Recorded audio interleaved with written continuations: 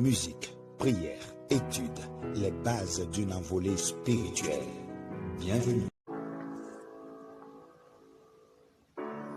Chers amis, bonjour. Et que la grâce de Dieu Tout-Puissant repose sur chacun d'entre vous en cette belle matinée il nous a donnée. Le titre de notre méditation ce jour est « Tu es aussi de ces gens-là ». Dans le livre de Matthieu chapitre 26, le verset 73, il est écrit « Certainement tu es aussi de ces gens-là, car ton langage te fait reconnaître. » Quand ces paroles furent dites de Pierre, il n'était pas où il devait être. Hors de la volonté de Dieu, hors de son chemin, un disciple est toujours en danger. Il est aussi un danger pour les autres, bien entendu. La parole de Dieu dit avec précision que chacun de nous a son poste désigné. Et nous sommes bénis dans la mesure où nous accomplissons la volonté de Dieu là où il nous veut. Nous bénissons le Seigneur pour ses paroles. Mais il y a une deuxième leçon dans ce texte. Tu es aussi de ces gens-là. L'homme du monde possède un instinct très sûr de ce que doit être le chrétien, de ce qu'il doit faire et de ce qu'il doit éviter de faire.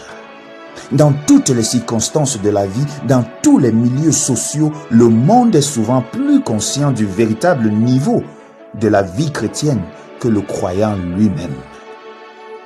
Nous appartenons à celui dont nous portons le nom. Veillons donc au témoignage de notre vie. Veillons à nos actes qui sont plus importants que nos paroles. La vérité est que ton langage te fait reconnaître. Voilà ce qui a été dit de l'apôtre Pierre. Cette phrase a aussi un sens positif par ailleurs. Même inconsciemment, un chrétien doit se faire reconnaître et recommander son Seigneur. Il est dit de Moïse qu'il ne savait pas que la peau de son visage rayonnait. Les pires ennemis des disciples de l'Église primitive durent reconnaître que ceux-ci avaient été avec Jésus. Il y a telle chose que l'inconscience de la sainteté. Là où la sainteté est réelle, ce sont les autres qui s'en rendent compte. Nous n'en savons rien nous-mêmes. C'est le parfum précieux du vase d'albâtre brisé qui se répand dans toute la maison. Alors la question, je m'en vais te la poser ce matin sans embâche. Es-tu aussi de ces gens-là? Est-ce que ton langage te fait te reconnaître?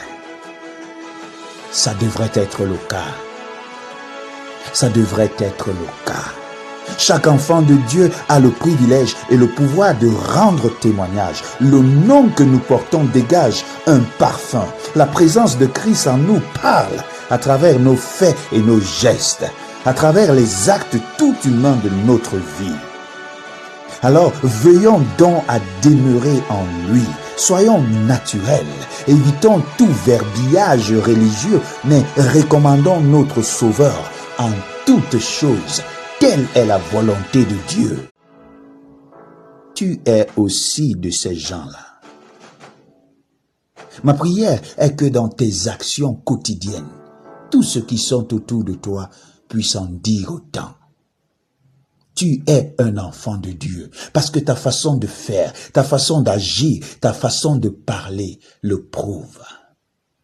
Et lorsque vous aurez reçu ce genre de témoignage, n'ayez pas honte de l'évangile, car c'est une puissance pour le salut de quiconque y croit. À des moments, on vous reconnaîtra pour vous honorer.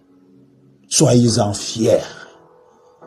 Mais aussi, à des moments, on vous reconnaîtra pour vous persécuter. Soyez-en fiers.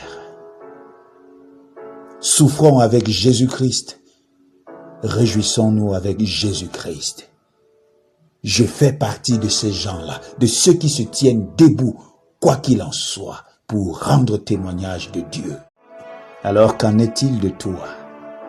Je voudrais que tu te lèves ce matin avec ce questionnement, mais surtout que tu puisses y apporter une réponse.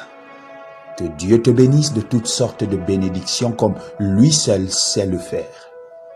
Au nom puissant de Jésus-Christ. Amen.